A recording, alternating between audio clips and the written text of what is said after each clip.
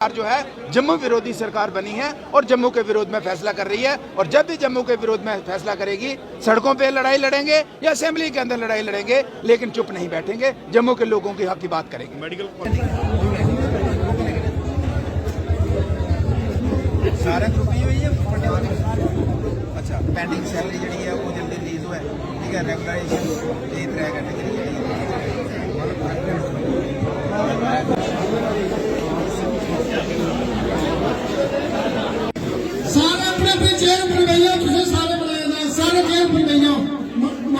किया था। और हमने सभी साथियोों को कहा कि यहाँ सुनने के बाद जहाँ भी आप जाइए, कि शादी में जाइए, किसी अफसोस में बैठेंगे, किसी दूसरी जगह बैठेंगे, तो जरूर चर्चा करेंगे कि घुसपैठियों का वोट देश हिंदुस्तान के अंदर नहीं होना चाहिए। घुसपैठिए अपने अपने देश में वापस जाएं। और घुसपैठिए इस तरीके से इकट्ठे कर लिए पुराने जो पॉलिटिकल पार्टीज थी कि देश में नेशनल इंटरेस्ट वाली सरकारों को बदलने की उनकी साजिश रहती थी, लेकिन उस साजिश का पर्दाफाश किया है। आने वाले समय में किसी भी घुसपैठिया का वोट जो है हिंदुस्तान में नहीं होगा, ये हम यकीन और विश्वास के साथ कहते हैं। और इसके लिए अभियान जो चलाया है केंद्र सरकार की तरफ से, उस अभियान में हम पूरे तरीके से उस अभियान के साथ जुड़े हैं।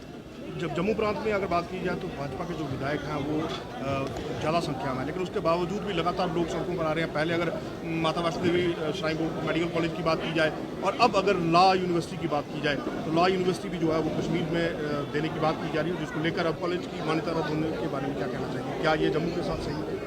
देखिए, मेडिकल कॉलेज की मान्यता जो है ये सिर्फ जम्मू का मसला नहीं है, ये एक आस्था का मसला है। और जब एक कॉलेज जो है, जो उसकी जो बिल्डिंग का जो उसका स्ट्रक्चर बनता है, उसमें जो इंफ्रास्ट्रक्चर बनता है, जो हिंदू की चढ़तर से बनता है, और हिंदुओं की आस्था का मसला था कि इसमें अगर दूसरे धर्म के लोग आगे यहाँ पे इस तरीके का, खासकर उसके बाद ज़्यादा हुआ कि जब कुछ डॉक्टर्स के अलमारियों में से गन्ने मिली, 47 मिली, तो लोगों को लगा कि ऐसा ना हो कि हमारे इस कॉलेज के अंदर भी इस तरीके का माहौल बने, जिसका जो शुरुआत उस जो मिलिटेंसी में इन्वॉल्व पहली बार देश के अंदर डॉक्टर लेवल के लोगों को देखा गया। उसके बाद लोगों को एक शक हुआ कि आने वाले समय में ऐसा यहाँ भी ना हो। और दूसरा, ये पैसा जो है एक विशेष धर्म के लोगों के आस्था का पैसा है, इसमें दूसरे धर्म के लोगों को यहाँ पे उस पैसे का बेनिफिट नहीं दिया जा सकता। ये लोगों की मांग थी, मान्यता जो रद्द हुई है। शिक्षा और राजनीति को एक साथ करना कितना सही मांगते हैं आप? शिक्षा,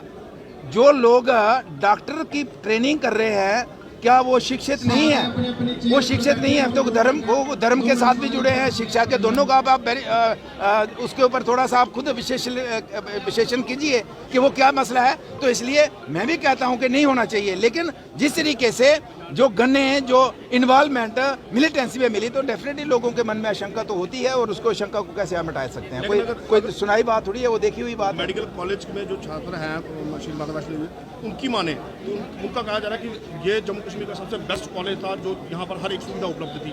लेकिन जिस कमेटी द्वारा इसकी मान्यता रद्द की गई है, उनका कहना है कि अभी भी ये मानकों पर जो है खरी नहीं उतरी है। जब विद्यार्थी पढ़ने वाले कह रहे हैं कि हर फैसिलिटी मौजूद है, तो फिर एक तरफ कमेटी का ये कहना है कि मानकों पर खरे नहीं उतरे, तो किस तरह से देखते हैं? और प्रधानमंत्री द्वारा इस कॉलेज का खुद उद्घाटन किया गया था, तब मानकों को ध्यान क्यों नहीं रखा? देखिए, अगर हो सकता है कई बार बड़ी बार होता है, ऐसा नहीं है कि बड़े कॉलेज हैं, यूनिवर्सिटीज़ हैं जिनकी मान्यता रद्द होती है, लेकिन दोबारा उसको बहाल किया जा सकता है। जो खामियां निकाली हैं वो ठीक करके दोबारा उसको बहाल किया जाएगा, कोई ऐसी दिक्कत नहीं है। खामियां तो उधमपुर के मेडिकल कॉलेज में भी है, 300 बेड उधमपुर के मेडिकल कॉलेज में नहीं है, फैकल्टी उधमपुर के मेडिकल कॉलेज में नहीं है, डॉक्टर्स रूम मेडिकल कॉलेज में नहीं है, 10 एकड़ में नहीं बनाया है वो, तो फिर इसको क्यों नहीं रद्द किया जाता? देखिए, अगर इसके विरोध में आवाज़ उठेगी तो वो जो कमेटी यहाँ आएगी और उसको लगेगा कि खामियां हैं, तो कमेटी अपना काम करेगी। अगर नहीं, खामियां वाकई होंगी तो वो काम करेगी और उसके ऊपर कार्रवाई होगी।